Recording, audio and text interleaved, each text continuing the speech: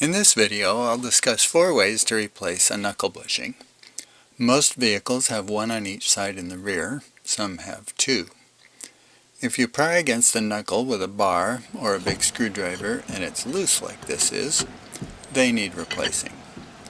When they wear out, as they did after 130,000 miles on this 2002 Chevrolet all-wheel drive, it's impossible to do good alignment, which causes tires to wear out unevenly. This bushing has a flange, so it can only be pushed out in one direction. Some bushings don't have a flange. A new one will swivel firmly with no front, back, or side play. Depending on your vehicle, you may need to raise the knuckle with a second jack to release the tension on the bolt and remove the brake caliper, rotor, and parking brake to have room to work. Note which way the bolt goes in. Here's the bushing we need to press out of the knuckle and press in a new one. The most common method is a ball joint press tool, which should work in most cases, and it comes with different sizes of sleeves. But it didn't have the right size of sleeve for this bushing, so I used a 3/4 inch steel plumbing pipe coupler with a larger plumbing cap over it. Make sure you're pressing on just the bushing on one side and just the knuckle on the other. Pressing on the center piece of the bushing may or may not work. It may pop out or it might push the bushing with it. A large 12-point socket may work if you have just the right size that fits over the bushing but into the knuckle. Spray the bushing with penetrating lubricant and grease the threads on the press tool. It may be a little tricky getting it lined up and holding it in place while you torque on the press. An air impact wrench on this probably would have gotten it out, but there wasn't enough room in the wheel well to get the air tool on the end. If it doesn't budge, try heating the knuckle for a while with a torch. We found later that 2 torches definitely work better than 1, since the knuckle is a big mass that quickly dissipates heat, but it did make a difference. You can also try tapping it with a hammer while applying pressure.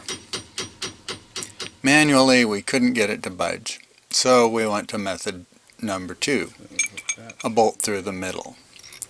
Rather than a big C-clamp, this method is a little more direct with a bolt through the middle of the bushing. We used a sleeve and end cap from the ball joint press kit, so if you don't have that, you'll need to improvise with a metal pipe or a cylinder the right size and a very sturdy end cap or plate with a hole in it. We had a 1 1/8 inch 12-point half-inch drive socket that fit right over the bushing end with an outside diameter just smaller than the bushing diameter. We used a regular grade 2 coarse thread 1/2 by 6 inch bolt with several washers from the hardware store, although fine thread would give you better leverage and a grade 5 or 8 would be stronger. Grease the threads and the washers. This whole setup was only 6 inches long, which gave us room to use the air impact wrench, which didn't move on the bolt end, but putting it on the nut end, we finally got it out. I'm not sure if we would have gotten this out by hand, maybe with a fine thread bolt, a couple torches to heat up the knuckle, and a long breaker bar. Have plenty of washers on hand in case you run out of threads.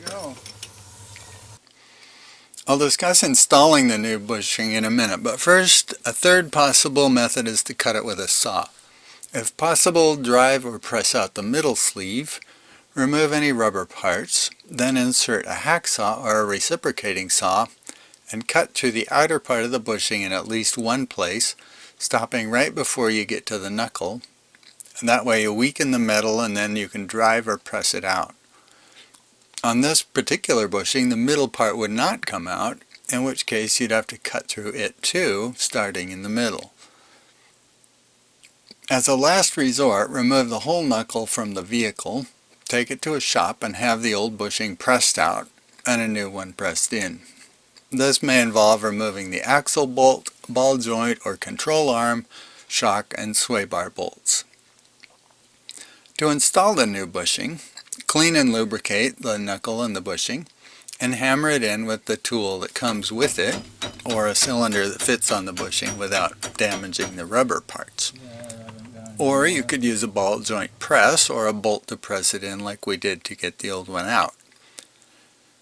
We ran into a problem because the Moog K200 840 bushing that's supposed to fit our Venture was in fact a few thousandths bigger than the original, so we had to sand the knuckle hole to get it in.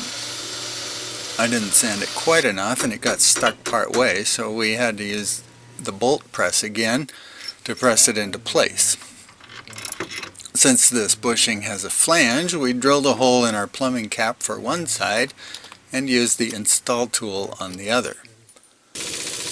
We discovered that heat really helped and that 2 torches work a lot better than 1.